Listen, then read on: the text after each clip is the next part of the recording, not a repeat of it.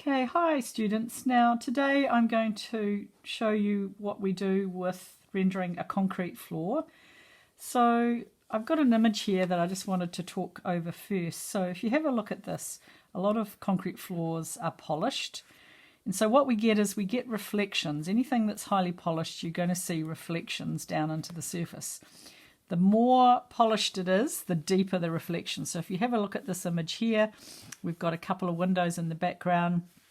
So you see the object reflected down into the floor quite deep, so that's telling us that it's quite shiny. But they've got a slightly kind of watery effect on the side.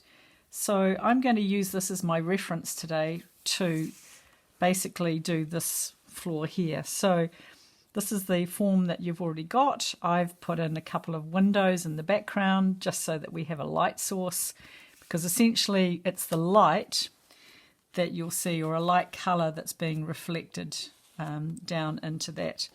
So we're just going to do what we did last time. I've already outlined the edges. So we're just going to fill in the base colour, and I'm using Ice Grey 1 for this. So cool greys work well, but you can use warm greys as if you want, depending on what your markers are. So here we're just using Ice Grey, and so we're just going to do our usual wash first. This works much better when your markers are fresh, so that they've got plenty of alcohol in them, and then we get that blending. So that's our first step, is just to put the base coat in. So this is my lightest grey at the moment. Okay, so here we have it. So that's my light colour. Now, what I'm going to do now is I'm going to start putting in these reflections.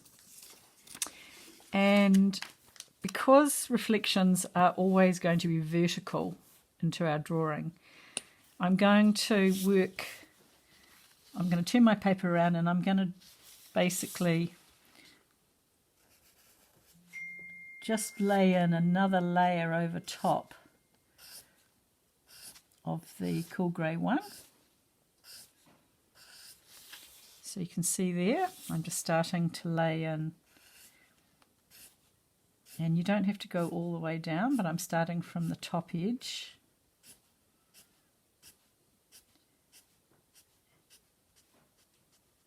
Okay, so now what I'm getting is a much lighter panel happening in front of those windows. So I'm going to do the same here into this corner, like so. So the way to treat these markers is they are like a watercolour. You want a nice soft layering approach. So once you put a colour on top, you can't take it off. But if it's not enough, so if I put this grey in but it's not dark enough, I can either put another layer on, or I can then go up to the next marker. So now I think I want to go darker than that. So I'm going to now use my cool grey 1, or my ice grey 1, and I'm just going to put in some darker tone like that.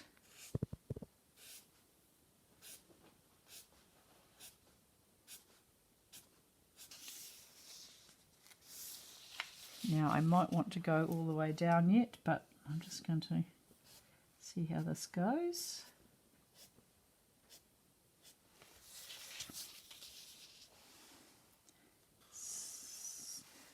Okay, so now I've got it's quite a contrast, and I might just want to adjust that. So I'm just going to go back and soften up. So I might just soften up in here. I just add, this is my cool grey 1. I might just take that all the way down to this edge.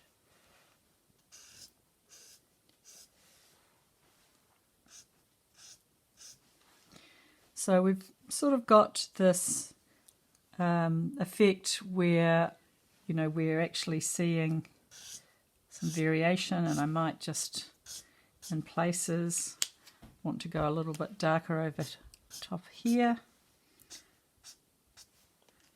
So this is kind of my reference photo, and obviously this is different, it's got more furniture going on. But essentially what I can now do, if you have a really close look at a concrete floor, you'll see that it's got little speckles and what have you in it. So what I'm going to do is I'm actually just going to use a pencil. You can either use black or indigo, which is the one that I've got here. And I'm going to just soften this whole thing up by just putting some very light strokes over top, which is going to give us that effect of that variation you get in a concrete floor. So now the reflections will start to appear as if they are underneath. And so I can come right down to the front.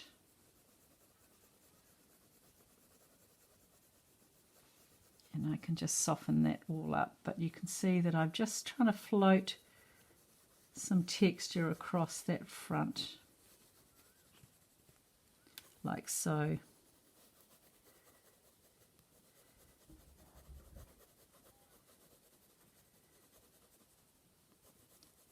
And the other thing that you can do is, with concrete, you can just do some very fine stippling.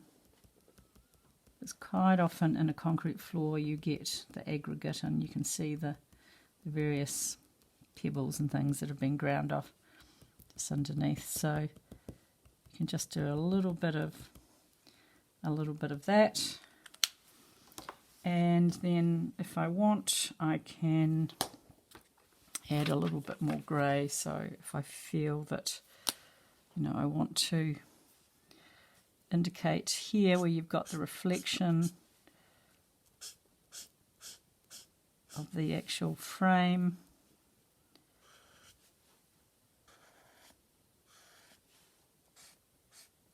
I can just darken that up. So depending on what else you've got in the room, obviously you might have different other things as well. It might be a little bit dark, but I want that kind of verticality, that vertical soft variation happening. So I'm just, again, this is all with vertical strokes, but it's just giving you that feeling that you've got some reflective elements happening. And then with the white areas, if you want, might not show so much, but you could potentially, if I had a darker grey under this, I could put a little bit of the white highlight over that as well. So essentially that's our technique. So that's all I was going to show you today.